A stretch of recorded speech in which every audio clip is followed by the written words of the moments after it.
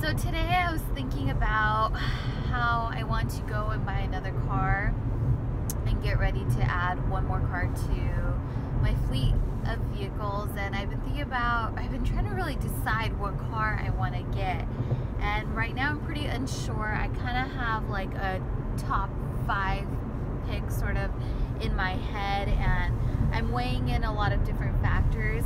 Now, of course, I get this question a lot about what car should you list on Turo, and I've made a video in the past, and I'm gonna link that to this video because that will kind of lay out the criteria that you should look at when you decide to choose a car, because of course it's different for, you know, every different area that you live in, the type of weather that you have, how much time you want to put into it, and things of that nature.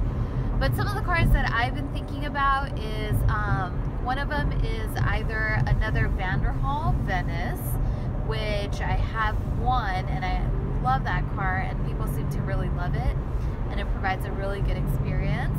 But then Vanderhall also has a new car that they just came out with, which is the Edison, and I think this is the Edison 2, so I think they previously had this car. And the cool thing about the Edison is that it's an electric Vanderhall.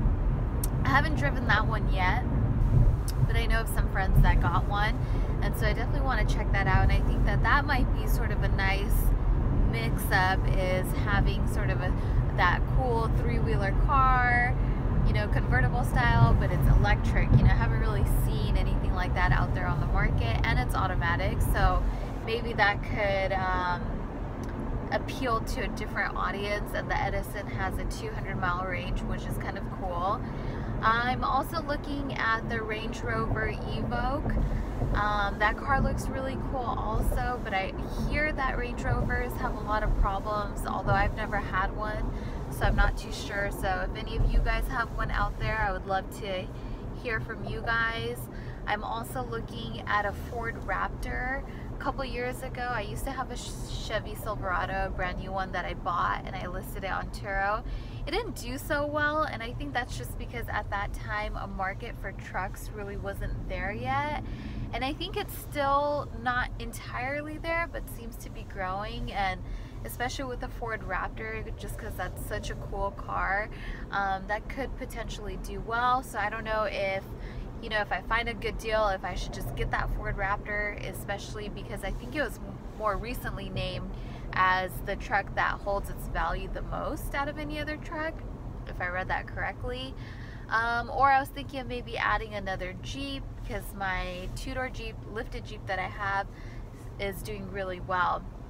So when I'm thinking about the cars that I potentially might want to buy, some of the things that I'm thinking about this year is, you know, in January and February we got a lot of rain, which is highly unusual for California, but it really did affect how my cars perform.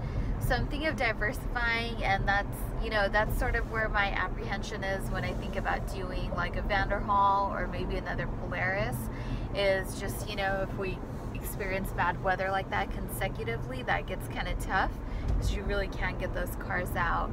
I know I talked to a lot of you guys have told me that you have 3, 4, 5 cars. I would love to know what kind of cars that you guys have listed. Where are you guys in the US? Which states are you in? What cities are you in? And what cars are you thinking about listing?